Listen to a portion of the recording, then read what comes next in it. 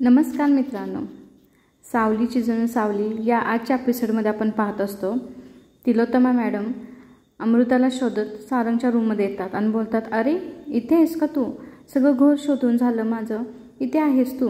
इकडे अमृता बोलते, हो मी सारंगशी थोडं बोलायला आले होते. ती बोलते, अरे वा, हो का, बरं माझ्याकडे गुड न्यूज आहे. हां, मी तुम्हाला गुड न्यूज द्यायला आली आहे असे बोलते. तर ती बोलते, हां काय गुड न्यूज? अगं तुझी आणि अनिकेतची ना पत्रिका जुळली आहे बरं का. आता ना काहीच प्रॉब्लेम नाही, तुमच्या लग्नाचं आपण ना लवकर उरकून घेऊ असे तिलोत्तमा मॅडम बोलत असतात. अमृता मात्र एकटक त्यांच्याकडे बघत असते, पण त्यांना खूप आनंद झालेला असतो, कारण की त्यांना खरंच अमृताबद्दल काही तर खूप छान वाटत असतं आणि ते स्माईल करत असतात. काही ना आता ना खूप छान होईल अमृताचं. आणि हे सगळं ऐकून ना सावली मात्र ना त्यांच्याकडे एकटक पाहत असेल, कारण की तिला माहीत असतं ना खरंच अमृता वहिनीला आता लग्न करायचं नाही असं तिला माहिती असतं. तेवढ्यातच सारंग बोलतो, आई मला तुझ्याशी या विषयाबद्दलच काहीतरी बोलायचं होतं. तर ती बोलते, बोल ना काय म्हणायचं होतं? तर तो बोलतो, आई तू खरंच गडबड करतेस असं नाही का वाटत तुला? तर ती बोलते, अरे कुठे मी गडबड करते? आणि हे बघ अमृताला तर मान्यच आहे ना, तिचा होकार आहे म्हणून तर मी हे करते. तिचा जर नकार असता तर तिने मला सांगितलं असतं, पण ती काहीच बोलत नाही, याचा अर्थ तिचा होकारच आहे ना, असे त्या बोलत असतात. इकडे सारंग बोलतो, आई वहिनी तुला भीते त्यामुळे ना ती काहीच बोलत नाही, पण तू मला असं वाटतं तिला थोडासा वेळ द्यायला हवा आहे. इकडे तिलोत्तमा मॅडम म्हणतात, हे बघ सारंग, मी ना तिला वेळ दिला होता आणि तिने मला नकारही दिला नाही, याचा अर्थ तिचा होकार आहे. आणि ती थोडीच म्हणणार आहे ना की मी लग्नाला तयार आहे, नाही म्हणू शकणार ती, म्हणून माझं मीच ओळखून घेतलं. आणि दुसरी गोष्ट, मला हे सगळं माहीत होतं, मी जेव्हा हिच्या दुसऱ्या लग्नाचा विचार करेन तेव्हा तुमचा सगळ्यांचा मला होकार नसणार आहे, हे मी समजून चालले होते. इकडे सारंग बोलतो, आई असं मला म्हणायचं नव्हतं, माझं एवढंच म्हणणं आहे की तू त्याला थोडासा होकार दे. इकडे ती बोलते, हे बघा तुम्हाला सांगते, मी काही तिचं वाईट करत नाही. आणि दुसरी गोष्ट, तुम्ही जर बोलत असाल की राजकुमार बदलला आहे, कारण की सारंग बोललेला असतो, आई खरंच राजकुमार दादा बदलत आहे, आपण त्याला सेकंड चान्स द्यायला हवा आहे. तर इकडे ती बोलते, खरंच तो ना काही जरी झाला तर बदलणार नाही. आणि दुसरी गोष्ट लक्षात ठेवा, मी अमृताला ही गोष्ट विचारलं होतं, बोल अमृता काय बोलायचं आहे तुला? तर इकडे सावली बोलते, तिलोत्तमा मॅडम खरंच वहिनी तुम्हाला भेटतात त्यामुळे त्या काही बोलत नाहीच, पण खरंच त्यांना वेळ हवा आहे. हे बोलल्यानंतर तिलोत्तमा बोलते, काय ती भीते आणि तू भेट नाहीस का? माझा धाक कमी पडला आहे का? तू मला सांगतेस की तिला वेळ हवा आहे आणि ती भीते, तुला भीती वाटत नाही माझी? ए सारंग बघ तुझी बायको कशी बोलते ती, असं बोलते. तर इकडे सारंग बोलतो, आई ती बरोबरच बोलते आणि ती बरोबर बोलते, पण तुला पटत नाही म्हणून सत्य तर बदलणार नाही ना, असे बोलते. इकडे तिलोत्तमा मॅडम म्हणतात, ठीक आहे मग आता मी काय करायचं? आता मी त्यांना नकार करवायचं का? आता मी अनिकेतच्या घरच्यांना काय सांगायचं, कसं तोंड दाखवायचं? तर सारंग बोलतो, तू काळजी करू नको, मी बोलतो त्यांना. तर ते बोलतो, ठीक आहे तुझं तू बोल. आणि दुसरी गोष्ट, राजकुमार ह्या घरामध्ये येणार नाही, ही काळ्या दगडावरची पांढरी रेष आहे, असं ते रागाने बोलून तिथून निघून जातात. आणि जाताना सांगून जातात, तुला माहिती आहे ना उद्या सकाळी आपल्याला मुंबईला मीटिंगला जायचं आहे अहिल्याकडे, त्यामुळे लवकर उठून तयार हो. ते बोलल्यानंतर सारंग म्हणतो, हो आई आहे माझ्या लक्षात, असं तो बोलतो. आणि इकडे सावली अमृता वहिनीला सांभाळत असते, वहिनी काळजी करू नका, आता आपण बोललो आहे ना तिलोत्तमा मॅडमशी, आता कुठल्याही गोष्टीची काही गडबड होणार नाही असे तिला समजावत असते. आणि अमृता इकडे तिला मिठी मारून रडत असते आणि तिला आधार आलेला असतो, कारण की सारंग आणि सावलीने तिला या बाबतीमध्ये आता सपोर्ट केलेला असतो. इकडे राजकुमार गाडीवरून येताच क्षणी ऐश्वर्या काय करते, गाडीचा दरवाजा उघडते, त्याची गाडी येताच क्षणी, आणि तो बोलतो, अरे बापरे ऐश्वर्या मॅडम परत तुमची गाडी बंद पडली का? तर ती बोलते, काय तू तर खूप आता मोठा माणूस झाला, फोन केला तर उचलत नाहीस, तुझ्याकडे नंबर लावायला सुद्धा वेळ लागतोय, वेटिंगला थांबायला लागते. तसं बोलल्यानंतर तो बोलतो, हे बघा मी जर तुमचा फोन रिसीव करत नाही याचा अर्थ तुम्ही समजून घ्यायला हवं ना की मला तुमच्याशी बोलायचं नाही. तर ती बोलते, शहाणा होऊ नकोस बरं का, मलाही काही इंटरेस्ट नाही तुझ्यामध्ये बोलण्याचा, मग ही तुझी नाटकं तू करतोयस ना ती कशासाठी करतोयस, एवढंच माझं म्हणणं आहे. तर बोलतो, हे बघा म्हणजे चालू गाडी तुम्ही इथवर घेऊन आलाय आणि मला तुम्ही फोन केला आहे गाडी सर्व्हिसिंगसाठी, माझं 200 रुपयाचा खाटा झाला बरं का, व्हिजिटिंग चार्जेस माझे गेले, असं तो बोलतो. तो असं बोलल्यानंतर ऐश्वर्याला नक्कीच आश्चर्य वाटतं. ती बोलते, म्हणजे जो माणूस दिवसाला 4 लाख रुपये खर्च करत होता तो माणूस आज 200 रुपयासाठी आनंदी होतोय असं बोलते. आणि हे परिवर्तन खरंच मला बघवत नाही. तो म्हणतो बरोबर आहे ना, माणूस इतका बदलेल यावरती कुणालाच विश्वास बसू शकत नाही, मी समजू शकतो. ती बोलते हे बघ, तू असा माणूस आहेस माहिती आहे काय, तू विषारी साप आहेस एखादा, तो ना लोकांना डंक केल्याशिवाय गप्प बसणार नाहीस, या लेवलचा तू माणूस आहे अशी ती बोलते. त्यानंतर ती काय करते, गाडीमधून पैसे काढते, 500 रुपये त्याला देते. तर तो म्हणतो माझ्याकडे सुट्टे नाहीत. ती बोलतो कीप द चेंज अशी म्हणते. पण तो काय करतो, मोबाईलवरून ऑनलाईन तिचे 300 रुपये रिटर्न करतो आणि तिला बोलतो हे तुमचे 300 रुपये. आणि कसं आहे ना, मी कुणाची उधारी ठेवत नाही असं तो बोलत असतो. ऐश्वर्याला मात्र खूप आश्चर्य वाटत असतं. तो बोलतो खरंच तुम्हाला सांगू का, माझे जे गुरु आहेत ना त्यांनी माझं मन परिवर्तन केलं. आणि तुम्हाला जर वाटत असेल ना, तुम्हालाही गरज आहे खरंच, तुम्ही चला आज ना त्यांचं आहे लेक्चर, आपण ना तिथे जाऊन बसू असं तो बोलत असतो. ऐश्वर्या बोलते तू नको हो मला सांगूस, आणि का नाही खरं गरज तुला आहे, तुझं ते तुझं माइंड आहे ना ओपन करायची गरज आहे, मला त्याची गरज नाही. तू झालंयस ना शाना, हो ठीक आहे ना, तुझं तू हो शाना, मला शिकवू नकोस, मला काय करायचं ना मला चांगलं माहीत आहे अशी ऐश्वर्या बोलत असते. पण तिला पूर्णपणे विश्वास असतो की हा ना खरंच नाटकं करतोय. पण तिला ते जाणून घ्यायचा प्रयत्न करत असून सुद्धा राजकुमारना तिला काही थांगपत्ता लावून देत नसतो. तो खरंच बदलला आहे असं सगळ्यांना वाटते, घरातल्यांनाही वाटते आणि प्रेक्षक आपल्यालाही वाटतंच असते है ना. काय झालं, ऐश्वर्या बोलते हे बघ तुझी सगळी नाटकं आहेत ना आपण ना नंतर बघू, पण मला पूर्णपणे विश्वास आहे तू बदलणार नाहीस. इकडे मात्र राजकुमार तिला सांगण्याचा प्रयत्न करतो की मला मान्य आहे तुला पटणार नाही आणि मला ते तुला पटवूनही द्यायचं नाही. एक काम कर, आपण ना प्रवचनाला जाऊ, त्यानंतर तुझे मत परिवर्तन होईल असं बोलत असतो. एवढं बोलून ऐश्वर्या बोलते चल निघतो असं बोलून तो तिथून निघून जातो. आणि ती विचार करत असते हा राजकुमार खरंच बदलला आहे का, पण मला पूर्ण गॅरंटी आहे तो बदलणार नाही असं ती विचार करत असते. इकडे नील आणि बबलू खेळत असतात आणि तेवढ्यातच तिथे सारंग येतो. सारंग आल्यानंतर नील बोलतो सारंग काय झालं आहे, एवढा का थकल्यासारखा दिसत आहेस तू, काही काम झालं का जास्त. तर सारंग बोलतो काही नाही रे, अमृताविनीचा विचार करून करूनच ना मला थकल्यासारखं झालं आहे. इकडे राजकुमार दादा बदलतोय आणि इकडे आईची तर घाई चालली आहे. तर नील बोलतो हो ना, राजकुमार दादा असा कसा इतका बदलला तो, आणि त्याने एवढ्या चुका का केल्या असतील, किती पहिलं छान होतं ना आपण सगळे एकत्र होतो, खरंच आपण सगळे असे एकत्र येऊ का, राजकुमार दादा खरंच घरी येईल का, आपण जाऊन भेटूया का राजकुमार दादाला असा नील बोलत असतो. इकडे सारंग बोलतो हो मीही तोच विचार केला आहे, आता ना उद्या मुंबईची मीटिंग झाली ना आपण ना जाऊन भेटू राजकुमार दादाला असं बोलतो. त्यानंतर बबलू बोलतो थांबा थांबा, तो खरंच बदलला आहे का हे आधी बघा, त्यानंतर ठरवा तुम्ही त्याला भेटायचं का नाही. तर सारंग बोलतो हो तुला माहीतच असेल ना त्याचा ॲड्रेस राजकुमार दादाचा कुठं राहतो काय करतो ते. बबलू मात्र टेन्शनमध्ये येतो, ह्याला कसं समजलं, नाही मला कुठं माहिती असं बोलतो. तर सारंग म्हणतं काय तुला माहीत नाही, मग माझ्या बायकोला माझ्या वडिलानं माझ्या बापानं चंद्रकांतनं सांगितलं काय रे असं तो जोक मारतो. ते बोलल्यानंतर हो हो माहिती आहे मला, खरंच माहिती आहे, आपण ना जाऊ राजकुमार दादाच्या घरी असं तो बोलतो. आणि तिथे सगळे हसतात. त्यानंतर इकडे रूममध्ये सारंग मीटिंगसाठी जायला तयार झालेला असतो, कारण त्याला मुंबईला मीटिंगला जायचं असतं. तर रेडी झालेला असतो आणि फोनवरती बोलत असतो. तेवढ्यात सावली अंग करून येते आणि तिचे ओले केस पुसत असते आरशामध्ये आणि तो तिच्याकडे बघून स्माईल करत असतो. त्यांचा तर रोमॅन्टिक मुवमेंट चालू असतो. तेवढ्यातच तो तिच्या पाठीमागून जातो, तर ती त्याला न जवळ येता अशीच लांबून फिरत असते. त्याला उगाचच ना दाखवत असते की मी लांबून कशी फिरते. तो नंतर ती जेव्हा बाल्कनीमध्ये जाऊन उभी राहते तेव्हा तिला धरण्याचा प्रयत्न करतो, तरीही त्याला ती चुकवते. त्यानंतर तो तिला बोलतो सावली तुझं काय चाललंय का, मुद्दा मला अडकवतेस का तू, हे सगळं मुद्दा अडकवण्याचा प्रयत्न करतेस का मला. तर सावली बोलते मी कुठं तुम्हाला अडकवते, बरं एक काम करा तुम्ही अडकू नका, तुम्ही तुमच्या मनाला सांगा ना आता मला अडकायचं नाही. तर सारंग बोलतो हे कसला उपाय सांगितलास तू.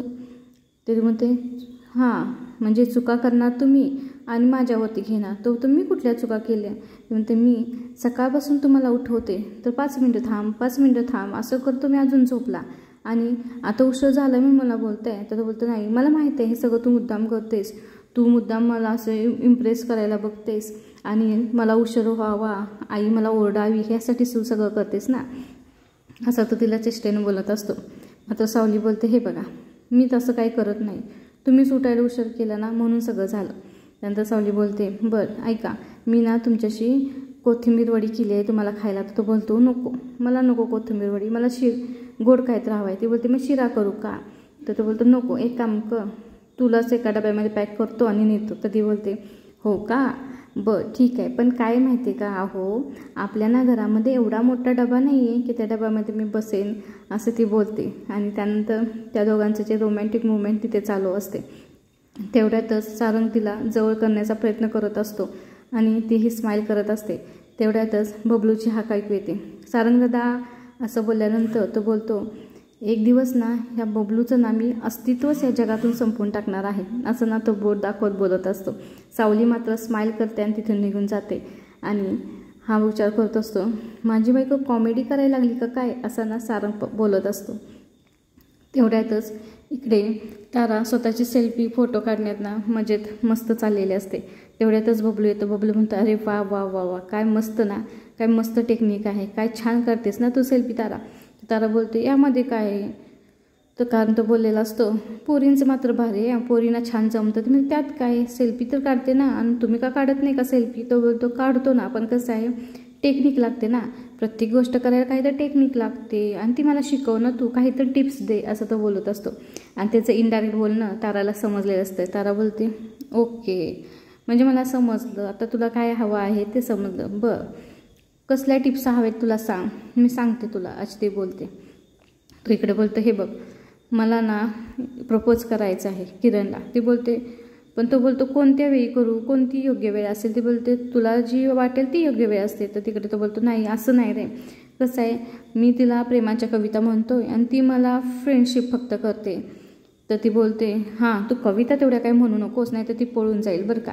तर तो बोलतो, नको नाही, मग मी काय कविता म्हणत नाही बरं का, ती पळून गेली तर काय करायचं, तू काय तर सांग ना असं छानपैकी मला तिला इम्प्रेस करायला. ती बोलते, ठीक आहे, हे बघ मी तुला सांगेन, पण एक डील आहे बरं का, मी तुला मदत करणार, तू मला मदत करायची, असे ते त्याला डील मारते. तर तो काय बोलतो, हे बघ चालेल, पण एक लक्षात ठेव, सावली बहिणीला जर त्रास द्यायचा मला काय तो सांगू नको. तरी बोलते, हे बघ तसलं काही नाही बरं का, आता ना मी बंद केले ते सगळं, मला ना कुणाच्या पायात अडकायचं नाही, मला माझ्या पायावरती उभा राहायचं आहे. तर तो बोलतो, म्हणजे काय? ते बोलते, मला मॉडेलिंग करायला तू मदत करतील का, मला मॉडेलिंगमध्ये करिअर करायचं आहे. तो बोलतो, अगं तारा तू तर काही काहीसं नाही, मॉडेलिंग वगैरे कशाला तू करतेस, असं तो बोलतो. तर ती बोलते, हे बघ तू ते मला सांगू नकोस, तू मला मदत करणार आहेस का सांग, तू मला मदत केलीस तर मी तुला मदत करेन. तर तो बोलतो, ठीक आहे चालेल, मी तुला मदत करेन, फक्त तू मला टिप्स दे बरं का, कसं मी तिला इम्प्रेस करू, असं बबलू तिला बोलत असतो. त्यानंतर बोलतो, मला गॅरंटी आहे बरं का, तू छान टिप्स देतील आणि मीही तुला ना तुझ्या मॉडेलिंगमध्ये मदत करेन, फक्त मला दुसरी अट घालायची नाही की सावलीला त्रास दे म्हणून. तर ती बोलते, नाही रे बाबा, मी आता ते सगळं सोडून दिलं आहे, मला ना आता माझ्या भविष्याचा विचार करायचा आहे, मला पॉझिटिव्ह राहायचं आहे, मला स्माईल करत राहायचं आहे आणि मला फक्त माझ्या मॉडेलिंगवरती फोकस करायचा आहे, अशी तारा बोलत असते. आणि ताराचे बोलणं ऐकून बबलूलाही छान वाटतं, कारण की ताराही बदलली आहे. आणि तो बोलतो, अरे हे बदलायचं वारं वगैरे सुटलं आहे का काय, इकडे राजकुमार दादा बदलतोय, इकडेही बदलते आणि त्याच्याकडे ना लक्ष देऊन फक्त बघत असते. काय म्हणलास बबलू, असं ती बोलत असते. पण ती ना मनामध्ये खुश असते, कारण की तिला आता मॉडेलिंगचं स्वप्न पूर्ण करण्यासाठी कोणाची तर मदत भेटणार असते, कारण तिला गायनामध्ये काही इंटरेस्ट नसतो, तिला फक्त मॉडेलिंग करायचं असतं. यामुळे ती खूप खुश झालेली असते. इकडे नील फोनवरती कुणाशी तर बोलत असतो आणि फाईलमध्ये काम चालू असतं आणि तो खूप बिझी असतो. तेवढ्यातच ऐश्वर्या येते. ऐश्वर्या बोलते, अरे वा, इकडे तू काबड कष्ट कर आणि क्रेडिट कोणतं दुसरंच घेऊन जाते. तर ते बोलतो, काय बोलायचं आहे तुला, नीट स्पष्ट बोल. तर बघ तू इकडे बस जुना कारभार सांभाळ, जुने प्रोडक्ट बघत आणि इकडे तो नवीन प्रोडक्ट लॉन्च करतोय बरं, आणि त्याच इकडे मुंबईला मीटिंगला गेले, तुला नाही नेलं बरं, तुझा लहान भाऊ गेला, आई गेली, तुला का बरं नेलं नाही. तर तो बोलतो, एका मीटिंगसाठी तिघेजणी जाणे गरजेचं आहे का, आणि तिकडे सगळे गेले तर इथलं कोण बघणार. तिथे बोलते, हां तू आहेस की इथलं मागचं काम बघायला, जुने प्रोडक्ट्स बघायला, हेच करू शकतोस तू. तो बोलतो, बरं बरं काय झालं आहे सांग, तुला ते विचारून न गेले, न सांगता गेले म्हणून तुला राग आलाय का. तरी बोलते, हां हेच तुझे ते विचार, हेच नुसतं तुझं चाइल्डिश वागणं असतं ना, लहान मुलासारखं, एखादी गोष्ट मी बोलते त्याच्या उलटंच तुला बरोबर बोलायचं असतं, असं तो बोलतो. तर नील बोलतो, हे बघ मला वाटते काय माहिती आहे का, तू आता एकटी पडायला लागलीस आणि जसं राजकुमार दादा बदलतोय ना, त्यातून तूही काय तर शिक ना, तूही बदल, असं तो तिला बोलत असतो. ती बोलते, तू मला शिकू नकोस मी कसं राहायचं ते. तर तो बोलतो, हे बघ लक्षात ठेव, तू जर तुला वाटत असेल एखाद्याबद्दल असं बोलणं, असं चुकीचं वागणं ही चांगली गोष्ट आहे, तर मी कधीच बदलणार नाही, हे तू लक्षात ठेव. आणि मी असं आहे म्हणूनच तू या घरामध्ये आहेस, असं तो तिला खडसावून सांगत असतो. हे बोलून ऐश्वर्याला वाटतं आज ह्याच्याशी बोलण्यात काही अर्थच नाही, असं बोलून ना त्याला ती टाळण्याचा प्रयत्न करते. पण नील बोलतो, हे बघ तूही लक्षात ठेव, तुलाही ना सुधारण्याची गरज आहे. जसं राजकुमार दादा सुधारत आहे तसंच तूही स्वतःमध्ये बदल घडवून आण. आणि हे जे तू करतेस बोलतेस त्यामध्ये तुझंच नुकसान आहे, हे तू लक्षात ठेव. आणि मी कधीही वाईटाच्या मार्गाला जाणार नाही आणि ह्यामध्येच माझं सुख आहे, असं ते तिला बोलत असतो. ते बोलल्यानंतर ऐश्वर्या बोलत असते, एका बाजूला तोंड करून त्याचं फक्त म्हणणं, तो जसं काय बोलते ते आपल्याला काय ऐकूच येत नाही असं ती बघत असते. आणि त्याने मात्र तिला डरावून सांगितलेलं असतं, कारण की मी आहे म्हणूनच तू या घरात आहेस, एवढं तू लक्षात ठेवायला हवंस, असं तो ऐश्वर्याला बोललं असतं. आणि ती डोक्याला हात लावून मग मात्र बसलेली असते. बापरे, नको ह्याचं बोलणंच ऐकायला नको, याला काही जरी सांगितलं ना तर काहीच पटत नाही, नुसता लहान मुलासारखा वागतोय, असं ती बोलत असते. इकडे सारंग मात्र मीटिंगसाठी चाललेला असतो आणि इकडून पाठीमागून सावली हाक मारते, अहो थांबा ना, हा डबा घ्या, हे बघा ह्या डब्यामध्ये जेवण आहे आणि ह्या छोट्या डब्यामध्ये कोथिंबीर वडी आहे, कशी झाली मला सांगा. तो बोलतो, तू केलेस म्हणजे छानच झाली असतं. ती बोलते, नाही आज ना माझा उपवास आहे आणि मी ना चव पाहिली नाही, त्यामुळे तुम्ही सांगा मला कशी झाली आहे. तो बोलतो, बरं ठीक आहे. मग ती म्हणते, आज ना काय आहे ना, माझं आज उपवास असल्यामुळे मी ते टेस्ट करून पाहिली नाही ना. तर कसला उपवास, नको उपवास करू जाऊ, जरा स्वतःची काळजी घेत जा, खाऊन पिऊन मस्त राहत जा. ती बोलते, अहो तसं काही नाही, मला काय झालं आहे, मी तर छानच आहे ना, पण ना आज कार्तिक उपवास असल्यामुळे मी ना मंदिरामध्ये जाऊन अन्नदान करायचं ठरवलं आहे. तर तो बोलतो, हो का, छान आहे, चांगली गोष्ट आहे, मी तुझ्याबरोबर आलो असतो पण मला मीटिंगला जायचं आहे ना. तर ती बोलते, काही काळजी करू नका, तुम्ही ना मीटिंगला जावा, मी ते विठुरायाला प्रार्थना करेन की तुम्हाला यामध्ये यश येऊन दे. असे बोलल्यानंतर सारंग तिथून निघून जातो. सारंग जाताना तिला म्हणलेला असतो, ओके पुत्री, तुझं हे नक्की वचन पूर्ण हो, असं बोलून ना तिच्या डोक्यावरती हात ठेवून तिला आशीर्वाद देण्याचा प्रयत्न करतो. त्यानंतर सावली किचनमध्ये जाते आणि तिने ना खूप छान अशी ना मोठ्या पातेल्यामध्ये खिचडी केलेली असते, कारण की तिला अन्नदान करायचं असतं. ती देवाला नमस्कार करून जेवण करण्यास सुरुवात करते. इकडे ऐश्वर्या ती किचनमध्ये गेल्यानंतर बोलते, बघतेस मी तुला कसं यश मिळते, ते तुझा डाव ना हाणून पाडते, असं ती विचार करते. आणि सावली किचनमध्ये जाताच तिच्या पाठीमागून जाण्याचा आणि ती काय करते त्याच्यावरती लक्ष ठेवण्याचा ती प्रयत्न करते. इकडे सावली मात्र खिचडी करत करत विचार करत असते, कसं आहे ना, नाती ही एखाद्या रंगबेरंगी एखाद्या कापडासारखे असतात ना, ज्यामध्ये खूप सारे धागे रेशमी गुंतलेले असतात आणि त्यामधून असं कधी तर काहीतरी होतं की त्यामध्ये गाठी होत जातात. पण विठुराया तुझ्या कृपेने ना सगळं ते सुटून जातं आणि मग तो आपल्या चरणी आपल्या ओठामध्ये विठुरायाचं नाव येतं, असं ती स्वतःशीच बोलत असते आणि आनंदी मनाने प्रसन्न मनाने खिचडी बनवत असते.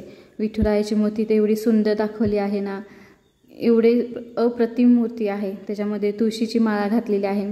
त्यानंतर ती खिचडी पूर्ण झाल्यानंतर तुळशीची पाने त्या खिचडीवरती घालते आणि थोड्या वाटीमध्ये प्रसाद दाखवण्यासाठी खिचडी घेते. त्याचबरोबर ती जेव्हा खिचडी घेत असते तेव्हा ते पातेल्यामध्ये खिचडीमध्ये जी तुळशीची पाने घातलेली असतात तो कलर खूप छान दिसत असतो. त्यानंतर ती पाणी घेते आणि विठुरायाला नैवेद्य दाखवते आणि नमस्कार करते आणि बोलते, हे विठुराया, हे सगळं आता छान होऊन दे, असं ती मनामध्ये बोलत असते. आणि सारंगला या मीटिंगमध्ये या नवीन लॉन्च प्रोडक्टमध्ये तू यश दे, असं ती बोलत असते. विठुरायासमोर तो प्रसाद ठेवलेला असतो आणि विठुरायाची मूर्ती अप्रतिम दिसत असते. त्याचबरोबर ती तसा विचार करून तिथून जाते आणि तिथे ऐश्वर्या येते. ऐश्वर्या किचनमध्ये येताना ना प्रेक्षको काहीतरी पुडीमधून घेऊन येते आणि ती त्या खिचडीवरती टाकते आणि बोलते, हे बघ, तू निघालीस ना मोठी सगळ्यांच्या पुढे शानी व्हायला, आता ना हे अन्नदानासाठी जी खिचडी बनवली आहेस ना, जी लोक जी खातील ना त्यांचं अशी हालत होईल ना, ते फक्त तुला शिव्याच देतील आणि इथून पुढे तू अन्नदान करण्याचा विचारही करणार नाहीस, असं बोलून ना ती त्या खिचडीमध्ये काहीतरी औषध टाकते आणि ती खिचडी झाकून ठेवते. शेवटी स्वतःशीच बोलत असते, आता इथून पुढे सावली कधीही अन्नदान करायला तर जाणारच नाही, कारण की ही खिचडी खाऊन लोकांची अशी हालत होईल की तिला फक्त शापच देतील आणि मी बघतेच आता ती कशी यश घेते सारंगसाठी आणि विठुरायाकडे प्रार्थना करून लोकांचा आशीर्वाद घेते, असं ती स्वतःशीच मनाशी बडबडत असते. आणि तिचा हा डाव नक्कीच सफल होईल का? खरंच खिचडी खाल्ल्यानंतर लोकांना काही त्रास होईल का? ह्या सगळ्या गोष्टी आपण नक्कीच उद्याच्या एपिसोडमध्ये पाहणार आहोत. आणि हे पाहण्यासाठी प्रेक्षक आपल्याला कंटिन्यू हा एपिसोड पाहावा लागेल.